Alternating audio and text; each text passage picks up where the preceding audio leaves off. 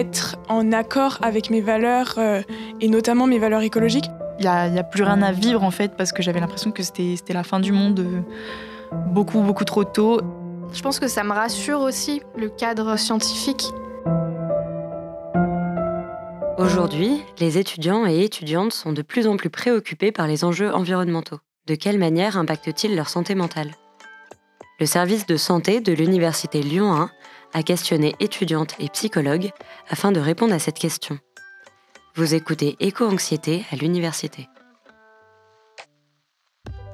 Dans ce deuxième épisode, nous rencontrons Salomé, étudiante en master pour être professeure des écoles. Il y a 5 ans, une crise d'éco-anxiété a amené Salomé à arrêter ses études en prépa commerce. Après une année de volontariat en Espagne, elle reprend des études de droit philosophie et aujourd'hui, Salomé est en master 1 à Lyon 1. Elle nous raconte comment elle vit avec son éco-anxiété. Pour moi, l'éco-anxiété, c'est le fait d'être anxieux par rapport au changement climatique et à tous les enjeux écologiques. Après, c'est un terme que j'aime pas trop parce que je trouve que justement, éco-anxiété, ça fait un peu comme si c'était pathologique, comme s'il y avait un problème en fait à être anxieux de ce qui va se passer, alors que c'est quand même quelque chose d'important qui est anxiogène en fait. Donc du coup, je trouve que c'est bizarre d'utiliser un terme qui fait comme si c'était pas normal, alors que y a quand même beaucoup en jeu.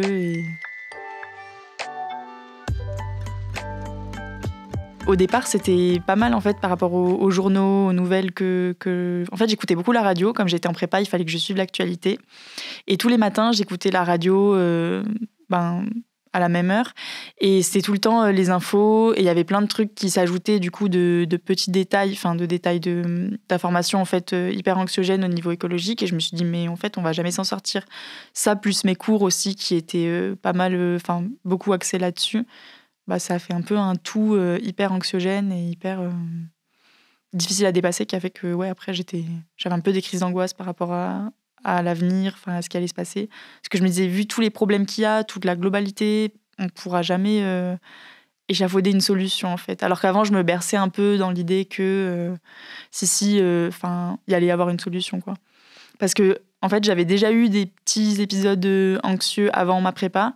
Plus, par exemple, quand on faisait des séquences en cours, mais déjà, c'était limité dans le temps. Et en plus, je me disais tout le temps, non, mais c'est bon, on va s'en sortir. Et vraiment, là, ça faisait trop, en fait. Il y avait beaucoup trop de nouvelles, d'informations, de choses anxiogènes, en fait. Donc, vraiment, vraiment liées aux médias, je pense. En plus, moi, je viens de la campagne. Et du coup, clairement, par exemple, on a une source, en fait, en dessous de ma maison. Et il y a plusieurs étés, là, récemment, où elle était à sec, alors qu'avant, pas du tout, en fait. Et du coup, c'est des trucs très concrets où on peut pas faire semblant que ça n'existe pas. C'est pas que les médias non plus, quoi. Parce que des fois, sur certains sujets, on peut se dire, c'est loin, ou voilà. Mais là, je trouve qu'on le sent vraiment quand il y a la chaleur pesante l'été, quand on voit qu'il y a plus d'eau, qu'il n'a pas plu pendant longtemps. Je trouve que ça aussi, ça augmente l'anxiété que je peux avoir, quoi. Quand j'ai pris conscience en fait de l'ampleur du sujet, on va dire, au départ, mes angoisses, je pense qu'elles étaient liées pas mal un peu à quelque chose d'égoïste, mais de très individualiste, en me disant j'avais l'impression de tout porter, d'être presque la seule qui voyait, ou qu'on était très peu, et que en fait tout reposait sur moi. Et je pense que c'est aussi ce qui était hyper anxiogène, c'est-à-dire que je me mettais énormément de pression, alors que je pense que la réponse elle sera plus collective. Et aujourd'hui, on a beau trier nos déchets, acheter des choses sans plastique, la société est faite d'une manière où on peut pas non plus échapper à un certain nombre de choses, de produits de consommation, ou à certains choix de vie en fait qui sont faits malgré nous. Quand j'habitais à Paris, ma coloc qui était quand même sensibilisée aux enjeux écologiques, elle m'avait poussé à voir une vidéo qui en gros expliquait que si tout le monde prenait une douche courte, ça changerait pas les problèmes, parce que les problèmes liés à l'eau, ils sont à beaucoup plus grande échelle. Par exemple, ça va être l'agriculture ou même le textile. Et en fait, on culpabilise beaucoup le citoyen dans ses choix. C'est une chose qui est importante, je pense, pour faire évoluer les consciences. Mais pour moi, c'est pas là que se joue la clé du problème. Et ça m'aide aussi à lâcher prise, de me dire que c'est quelque chose de collectif et c'est pas juste moi qui ai pris ma voiture au lieu d'aller à pied à ce moment-là. Et qui va changer en fait la face de la Terre, même si c'est important quand même d'y aller à pied ou en transport en commun, plutôt que d'y aller en voiture si on peut, on peut faire ce choix-là. Mais l'éco-anxiété chez moi, elle s'est manifestée plus par des crises d'angoisse en fait, où vraiment c'était même plus rationnel en fait. C'est parfois rien m'angoissait et je me disais de toute façon tout est vain, il y a pas d'avenir, il y a plus rien à vivre en fait, parce que j'avais l'impression que c'était la fin du monde beaucoup trop tôt. Et du coup pour le coup c'était vraiment l'inverse de la démarche dans laquelle je suis aujourd'hui, c'est-à-dire que c'est quelque chose qui me freinait complètement à faire toute action. Et je pense que c'est aussi ça qui a fait que j'ai eu besoin de couper mes études, c'est-à-dire que j'étais plus capable non plus de me projeter dans rien et de faire des projets d'avenir. C'était impossible pour moi, mais c'était impossible et angoissant. Alors qu'aujourd'hui c'est impossible mais ok. Donc on est dans un truc beaucoup plus facile à vivre, on va dire.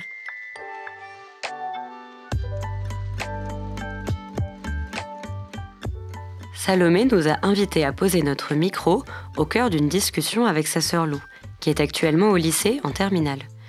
Lou s'oriente vers des études en sciences politiques et elle se sent très concernée par les enjeux environnementaux. Je veux juste une question, juste comme ça.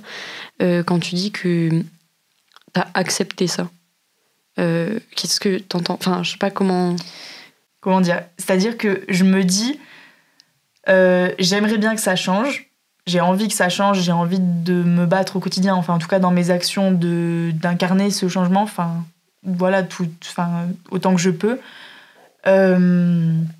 C'est-à-dire de manière très imparfaite, mais je peux pas me mentir à moi-même en me disant ça va changer et en me raccrochant à l'espoir que ça va changer en fait, parce que pour le moment on prend pas forcément trop cette voie-là et j'ai pas envie justement que ça me ruine le quotidien, parce que je me rends compte qu'une chose que je voudrais qu'il change ne change pas. Et c'est en ce sens-là que je l'ai accepté, de me dire ok, ça peut très bien dégénérer et ça peut très bien s'arrêter demain. Et en fait, j'ai envie aussi de vivre le quotidien et de pas juste me dire je fais tout pour que ça change, parce que si je tourne toute ma vie sur le changement et que ça change pas, bon... C'est un peu épuisant. Oui, et puis du coup, j'ai un peu passé ma vie à me battre contre des moulins à vent. Pourquoi est-ce que ça te choque un peu, ou c'est un truc que t'as peut-être pas... Non, c'est juste que je sais que j'ai beaucoup de mal à l'accepter encore aujourd'hui, parce que très tôt, du coup, j'ai eu vraiment cette espèce de sentiment de désespoir, en fait, enfin de fatalisme, parce que j'avais l'impression que voilà, c'était fichu, et qui s'est accompagné aussi beaucoup de colère, du coup, parce que j'avais l'impression que c'était fichu, mais que c'était pas... Enfin, c'est peut-être un petit peu égoïste de penser comme ça, mais que c'était pas réellement ma faute, et que personne... Enfin, du moins, c'était l'impression que j'avais, personne se bougeait vraiment pour que ça change.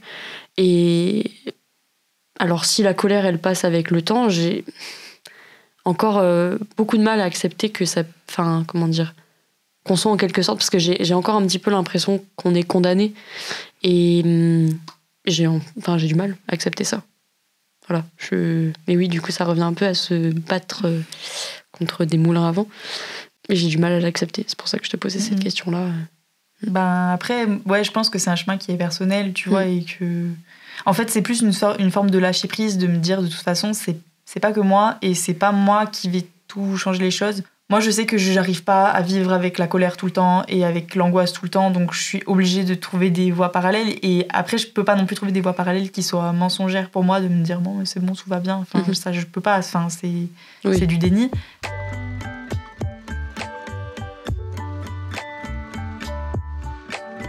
Aujourd'hui, je suis beaucoup plus sereine par rapport à ça. Aussi parce que du coup, je pense que j'ai pris le temps de vivre des choses que j'avais pas vécues avant, quand je suis partie en prépa, par exemple. Après, comment ça impacte ma vie, j'essaye de faire attention au quotidien, à ce que j'achète, à ce que je mange, à pas trop consommer, à acheter plus, par exemple, d'occasion. Ça, c'est vrai que, par exemple, dans ma consommation, je suis beaucoup moins impulsive que je pouvais l'être avant. Même au niveau des produits d'entretien ou d'hygiène, j'essaye d'acheter des choses plus naturelles, ou même plus des choses que je fais moi-même. Des fois, j'essaye aussi d'éviter un maximum tout ce qui est médias anxiogènes aussi, parce que je trouve que ça aide pas non plus à avancer, en fait. Et c'est-à-dire que c'est des enjeux dont je suis consciente. Après, je vais pas forcément me renseigner tout le temps, lire plein d'articles pour savoir ce qu'il en est, parce que je préfère, je crois, ne pas être au courant de tout, pour justement éviter de m'angoisser et pouvoir plus agir au quotidien en faisant attention à mes actions, aux gens. Et après, je pense que ça m'impacte aussi plus au niveau un peu philosophique dans ma vie, de me dire je vais pas forcément attendre pour me lancer dans des projets des fois parce que je me dis je sais pas de combien de temps je dispose. Donc du coup, je vais plus saisir des opportunités que j'aurais pas forcément saisies avant en me disant je ferai ça plus tard. Et là, c'était un peu l'objet aussi de ma césure, de me dire que si je le faisais pas à ce moment-là, je sais pas si j'aurais eu d'autres occasions de le faire parce que je sais pas à quoi ressemblera le monde dans 1 an, 2 ans, 10 ans, quoi. Donc, du coup, pour moi, maintenant, aujourd'hui, c'est plus un moteur d'action qu'une source d'angoisse, en fait. C'est-à-dire que si je m'y penche trop et que je me morfonds, ça devient une source d'angoisse, mais sinon, j'arrive à en faire aussi un moteur et à me dire de toute façon c'est des problématiques qui sont là et qu'est-ce que je fais avec au jour le jour, quoi, et comment je transforme cette angoisse en action concrète. C'est un peu bizarre de dire ça, mais maintenant c'est presque quelque chose qui m'aide à vivre, au sens où du coup ça me fait un peu de l'énergie, en fait, une pulsion de vie un petit peu. Quand j'étais dans mes périodes d'éco-anxiété, comme ça, je faisais des recherches par exemple, sur Google, bonnes nouvelles de la planète. Où tu vas tomber sur, il y a 2 singes au lieu d'1 dans la forêt, je sais pas quoi. Où tu te dis, mais en vrai, ça fait quand même du bien un peu de se dire que tout n'est pas dramatique, mais c'est un peu... c'est un peu illusoire quand même. Mais c'est vrai que je me rappelle d'avoir fait ce genre de recherche et d'être allée j'étais tombée sur un site exprès où ils recensaient toutes les bonnes nouvelles de la planète.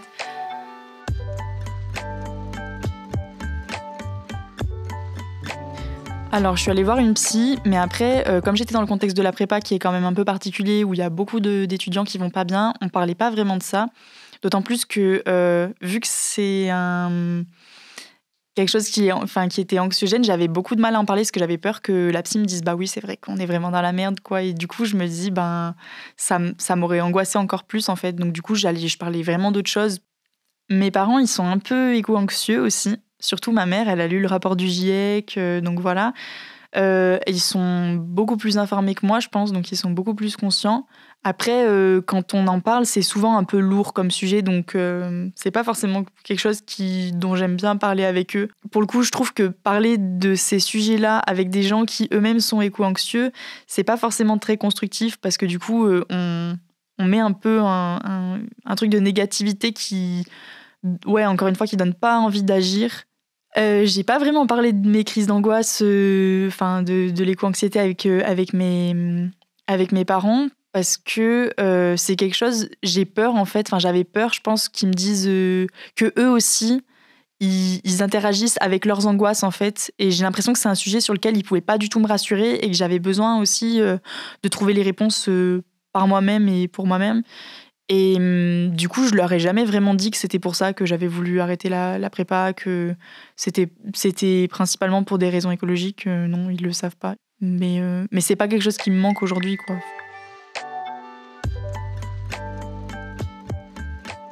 Aujourd'hui, ne serait-ce que tout à l'heure, on en a un peu parlé de cette année-là et de comment ça avait pu être une rupture un peu dans ta vie aussi et dans ta manière d'envisager l'avenir.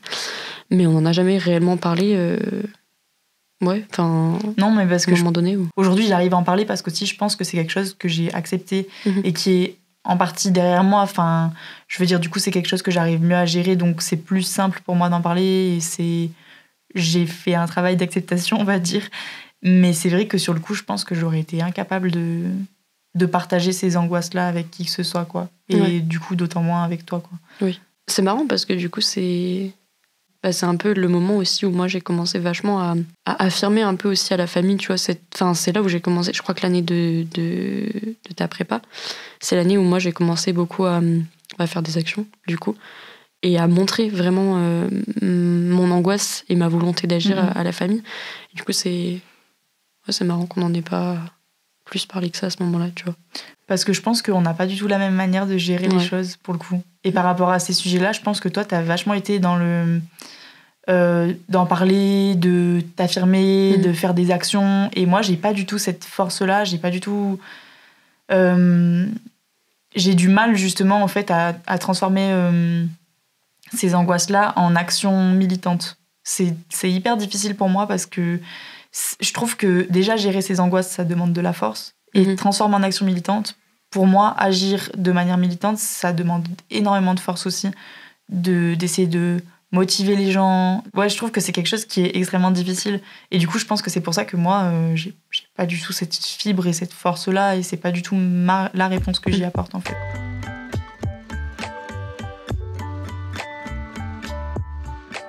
Pour le coup, ça a été pas mal. Ça a été vraiment important, en fait, la relation aux autres dans les problèmes d'éco-anxiété. Parce que justement, au départ, je pense que j'étais un peu éco-anxieuse parce que je me sentais très seule par rapport à ça. Et justement, de faire du lien avec les autres, d'aborder ces questions avec les autres, ou même pas, en fait, mais juste de vivre des expériences avec les autres, ça a été hyper important pour moi, en fait. En tout cas, dans les réponses que j'ai apportées, quoi. De se rendre compte qu'on n'est pas tout seul aussi et que le jour où les problématiques seront réellement là, on ne sera pas tout seul à se battre non plus contre ces problématiques, quoi. Donc, ça sera certainement pas évident, mais il y aura aussi d'autres gens dans les mêmes problématiques. À l'image du Covid, en fait, où on a été tous face à la pandémie, et je trouve qu'il y avait vraiment quelque chose de rassurant, même si, on était isolés, alors que face à l'effondrement, j'espère qu'on ne sera pas tous cloîtrés chez nous, quoi. Mais j'ai très peur de me laisser influencer par les émotions négatives des gens, et je préfère apporter mes réponses. Après, maintenant, des fois, j'en parle avec des gens, mais plus de manière reposée, ou même sur le ton de l'humour aussi, c'est bien des fois de dédramatiser. Aujourd'hui, il y a beaucoup de discours un peu alarmistes. C'est important, je pense, pour que les gens y prennent conscience. Mais après, il faut aussi arriver à passer à autre chose et à avoir envie de construire quelque chose de nouveau. Et pour moi, construire quelque chose de nouveau, ça se construit sur quelque chose de positif, parce que, personnellement, ça me motive pas du tout qu'on me dise « Oula, on va tous mourir, vite, il faut consommer différemment », en fait. J'y vois aucun intérêt. Je me dis « Je suis toute seule à me flageller, à consommer différemment ». Je préfère me dire j'ai envie d'avoir un mode de vie différent, de prendre soin de la planète, plus le tourner sur un angle positif de qu'est-ce qu'on propose, en fait, d'autre, et qu'est-ce qui est cool aussi dans ce qu'on peut construire de nouveau, en fait. Au départ, quand j'ai commencé à mettre en place des actions dans ma vie de consommation, par exemple, ou quoi, je le faisais vraiment un peu en me flagellant, en me disant « Oula, il faut pas acheter du plastique », par exemple. Alors qu'aujourd'hui, c'est des choses que je fais plus légèrement, en fait, de me dire j'aime bien tel produit, par exemple, parce que je sais que c'est moins polluant. Et en fait, ça me fait du bien aussi de me dire que je me déleste d'un certain nombre de choses. Et aujourd'hui, à l'inverse, par exemple, quand j'achète je sais pas, mais par exemple des vêtements neufs, j'ai une espèce de culpabilité, mais qui fait que ça me fait pas tellement plaisir, en fait, d'en prendre. Et du coup, à l'inverse, quand j'achète quelque chose d'occasion, ou que ça me fait plus plaisir, en fait, de me dire, ou que j'achète pas quelque chose des fois. Partir en Espagne, c'était un rêve que j'avais depuis toute petite, en fait. Je savais que je voulais aller vivre là-bas à un moment donné de ma vie. C'est pas un rêve qui est complètement conclu non plus. Je pense que j'y retournerai un jour ou l'autre. Et en fait, du coup, vu que je me suis retrouvée face à tous ces problèmes écologiques et à beaucoup d'anxiété, et où je me disais c'était plus possible pour moi de continuer ma prépa parce que c'était un choix qui me correspondait pas. J'avais du mal à me projeter dans des longues études en me disant que j'en verrais peut-être pas le bout, parce que je savais pas à quoi ressemblerait le monde à l'heure où je terminerais, et que j'avais pas envie, en fait, de passer 5 ans de ma vie à étudier quelque chose qui me plaisait pas forcément ou qui me faisait pas vibrer, plutôt que de me lancer dans des projets. Du coup, j'ai d'abord décidé d'arrêter la prépa. Donc, se poser la question de ce que je pouvais faire, et partir en Espagne, comme c'était un projet, un rêve que j'avais depuis longtemps, j'ai décidé de sauter le pas. Là-bas, je pense que ça m'a permis de prendre de la distance aussi, de découvrir des gens différents, des choses différentes. Et ça m'a aussi apporté beaucoup au niveau de la relation aux autres, et de me rendre compte que j'étais pas toute seule non plus face à ces problématiques, et qu'il y avait aussi des réseaux d'entraide qui pouvaient se mettre en place, et que même actuellement, face à ces enjeux climatiques, je pense que c'est important de créer du lien, justement. J'ai aussi beaucoup de mal à me projeter, en fait. Pareil, je me projette à des distances relativement courtes. Je veux dire, par exemple, là, du coup, je suis en pleine terminale, donc je sais un peu ce que je vais faire comme étude, mais j'ai pas de... après ça, je suis incapable de me projeter après ne serait-ce plus d'1 an, quoi. Donc, oui, mais par exemple, dans tes choix d'orientation, parce que moi, je me dis, c'est un truc qui, à chaque fois que je dois choisir, que j'ai dû choisir ma licence, mon master, tout, je me dis tout le temps... Enfin, c'est compliqué pour moi justement de faire ces choix-là parce que c'est forcément des choix qui te projettent un minimum. C'est-à-dire que si tu choisis de faire médecine, tu n'auras pas du tout la même vie.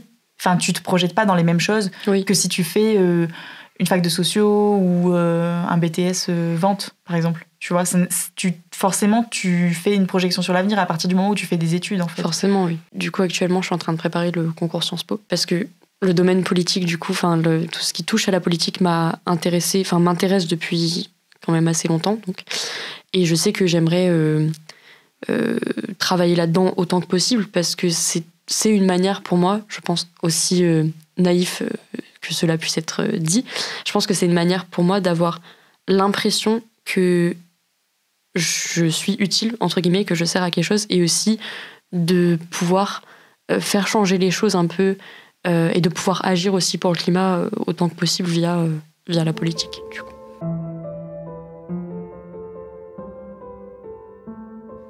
Aujourd'hui, je me sens beaucoup plus sereine par rapport à toutes ces problématiques d'éco-anxiété. En fait, je peux dire que je suis plus trop éco-anxieuse, à part par moments, évidemment, quand je retombe sur des articles ou des moments où ça va moins bien. C'est pas non plus un long fleuve tranquille. Mais en fait, je suis rassurée parce que j'ai fait pas mal de choses que je voulais faire. Et du coup, je me dis même si, mettons, demain tout s'effondre, moi, je suis OK avec ma conscience, entre guillemets, et avec ce que j'ai fait, en fait... c'est bon, enfin, j'ai l'impression que j'ai bien vécu quand même et que j'ai fait en tout cas du mieux que je pouvais faire. Merci Salomé de nous avoir partagé comment tu vis avec ton éco-anxiété. Et merci pour ton invitation au cœur d'un échange avec ta sœur. Nous vous invitons à découvrir dans l'épisode suivant le témoignage de Louane, qui nous raconte comment elle mène ses études et son parcours professionnel pour donner sens à sa sensibilité pour l'environnement. C'était le podcast Éco-anxiété à l'université, proposé par le service de santé de l'Université Lyon 1.